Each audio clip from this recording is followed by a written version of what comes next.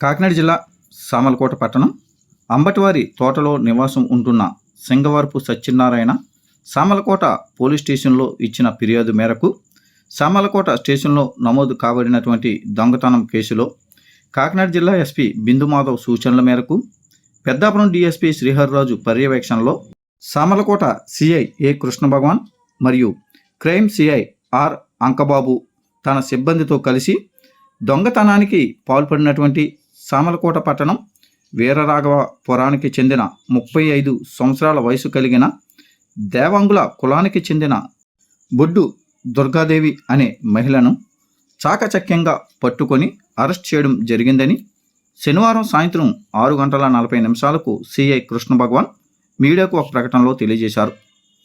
ఈ మహిళ వద్ద నుండి చోరీకి గురి అయిన వస్తువులను సుమారు 6 లక్షల రూపాయలు విలువగల బంగారం మరియు వజ్రాలు రికవరీ చేసినట్లు తెలియజేశారు.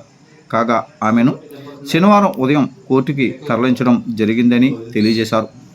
ఈ కేసులో ప్రతిభ కనపరిచిన పెద్దాపురం క్రైమ్ సిఐ మరియు వారి సిబ్బందిని డిఎస్పీ శ్రీహరిరాజు అభినందించినట్లు తెలియజేశారు.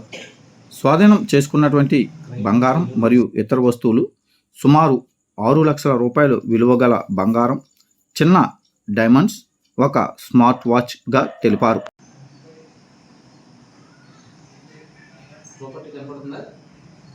Recovery property